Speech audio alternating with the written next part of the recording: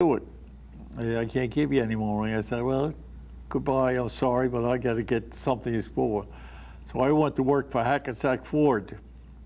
I got a job at Hackensack Ford as a mechanic. And my first week's pay was $100. That was a big deal in those days. It went from 35 to 100.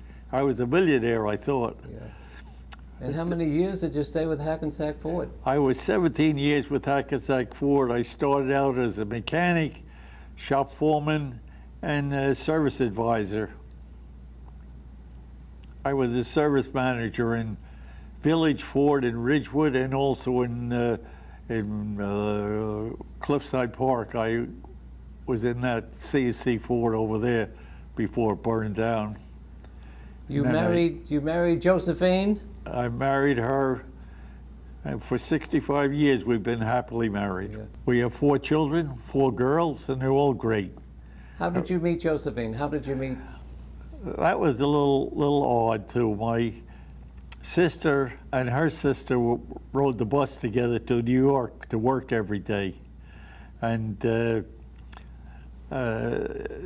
my sister asked her sister if she would ask Josephine to write a letter. Well, Josephine had no part of it because she said, I don't know him, I was no part of that. But when we got home, the Knights of Columbus had a Dinty Moore dinner. And my wife's family were going, and my sister and her husband and I was invited. And of course that I was seated next to Josephine, a little setup job. But we got along very well from there on.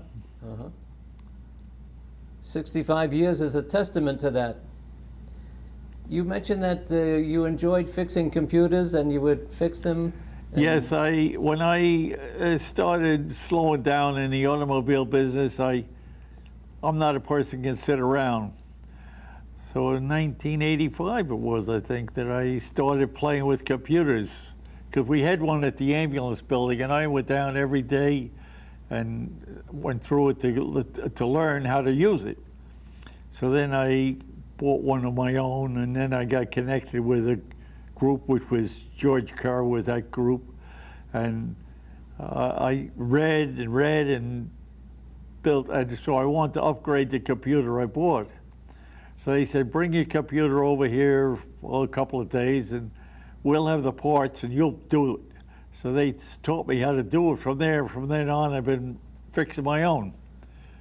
You said you fixed one for each of your daughters? Oh, I did. I built computers for all my daughters, and I taught them how to use them, and they're all very good. They're all very good. In fact, they're teaching me now, I guess, a little bit, because my eyes don't help me any. You mentioned about the ambulance corps. So what kind of community service did you perform? Well, I was in the ambulance corps. I was a captain for 6 terms, which was a year, president for 9 terms, and board of trustee for many years. I rode for 46 years. I am in the corps for 56 years right now, and I stay a little bit active. I'm in the trustees, as I said.